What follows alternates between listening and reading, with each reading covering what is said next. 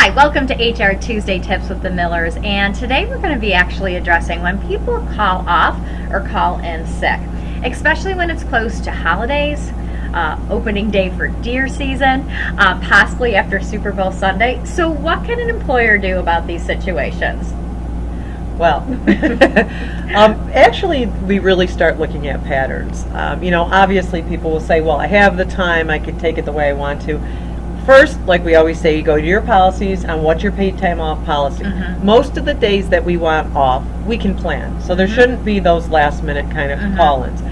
The rare time when we are sick and it's last minute call-in, generally it's not tied to holidays and deer season and everything else. So if I'm the type of employee that does that last minute call-in and you start looking at my patterns because it's disrupting the team and morale and the performance of everybody, I would look and say, well, yeah, you're right. That person's always taking off attached to, a holiday coming up or some other significant event. We need to start addressing their patterns. So it's all about the patterns. And with that patterns, we want to trust our employees, but can you require a doctor's note that if sure. they're actually using it for a sick day?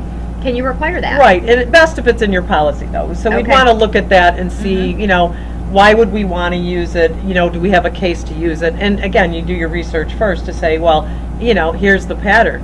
And a lot of people do that. It's a big problem in a lot of industries. Healthcare industry, it's a huge problem.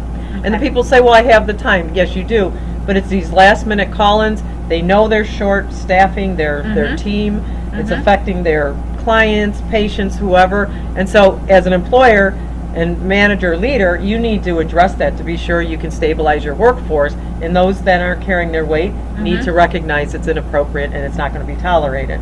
So it's the write-up process of, and then yes, they might require doctor's notes. And again, we'll go to the policies that we have established. Okay, excellent.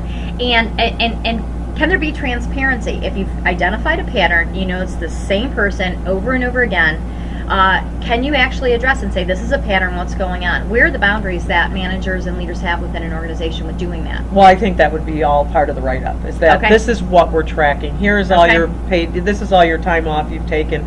Look, this is why we believe what we believe. And this is how it's affecting the workplace. So we need you to start following the PTO policies and call-in policies and be a reliable, dependable employee, which is all part of being the expectations of any employee. Okay. So it just becomes, yes, you have to explain to them what it is that's creating the problem and how it's impacting the workplace overall. And once again, training your management team on what they can and cannot say and how to do it effectively. That's so critical, because they're the ones that are actually making sure they're creating a healthy work environment and they're addressing these issues as they occur. Right. And a lot of times when it comes to the call-ins in particular, that is also a reason for turnover.